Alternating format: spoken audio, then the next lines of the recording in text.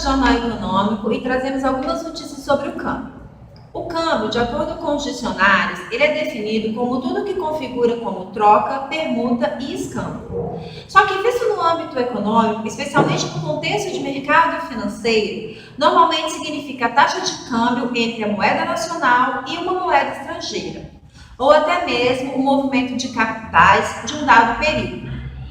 Para sermos mais claros, no presente trabalho chamaremos de câmbio o conjunto de normas, ações, tradições e técnicas aplicáveis às trocas ou ao câmbio de moedas de diferentes países e de quase moedas no âmbito dos mercados financeiros e de operações internacionais, além das operações que delas derivam.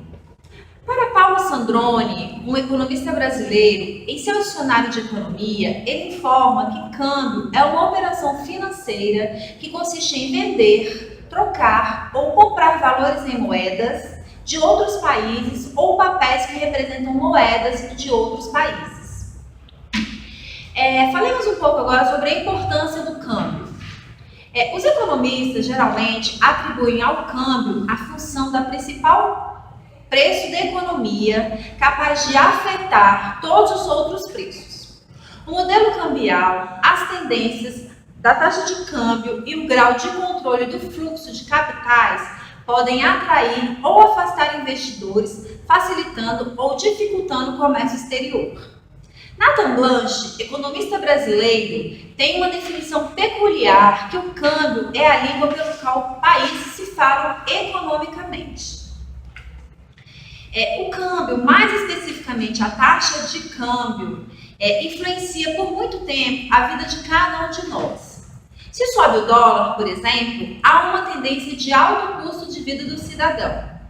A taxa de câmbio influencia mais diretamente os preços de produtos importados para consumo no país, como eletroeletrônicos, automóveis, insumos agrícolas, petróleos e seus derivados, trigo e seus derivados.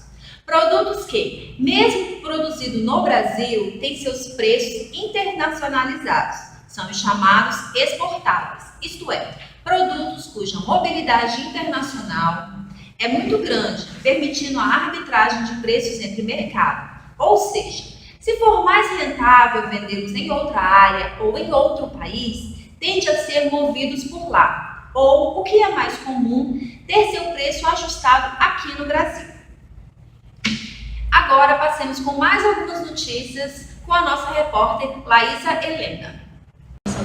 No Brasil, os exemplos mais práticos são a soja e seus derivados, o álcool cuja produção pode ser sacrificada em função de maior produção de exportação de açúcar, e entre outros. Deve-se observar que também o petróleo tem seus preços rígidos pelas bolsas internacionais em dólares. Também produtos e serviços, importados ou não, são denominados em moeda forte, desde o cachê de determinados artistas, obras de artes e entre outros. Com o passar das décadas, com o preço do dólar como referência de moeda estrangeira, habituou muito de nossos cidadãos brasileiros, e muitos em seus negócios, apesar em dólares com os preços imóveis, arroba de boi, quadros e obras de artes. E assim por diante, tudo isso influenciado pelo câmbio. A expressão "o dólar subiu" ou "o dólar caiu" quer dizer desvalorização ou apreciação da moeda brasileira, o real. Diante da moeda, os Estados Unidos, ou visto pelo outro lado, o dólar dos Estados Unidos adquire o poder de comprar mais reais à moeda brasileira. O mesmo entendimento é aplicado a qualquer moeda estrangeira da maioria dos países do mundo. Existe a tradição de considerar como parâmetro básico a correlação entre a moeda do país e o dólar dos Estados Unidos. Do ponto de vista do exportador, há dois aspectos que, juntos ou isolados, podem beneficiá-lo quando ocorre uma desvalorização do real. A desvalorização pode baixar seus preços em dólares sem afetar sua receita em reais, aumentando sua competitividade no mercado externo. Caso o exportador não precise mexer no preço entre dólares, pode ter um faturamento adicional em reais, isto é, oferir mais reais pela mesma quantidade de dólares. Boa noite. Esse então foi o nosso Jornal Econômico com as notícias do mundo cambial. Boa noite.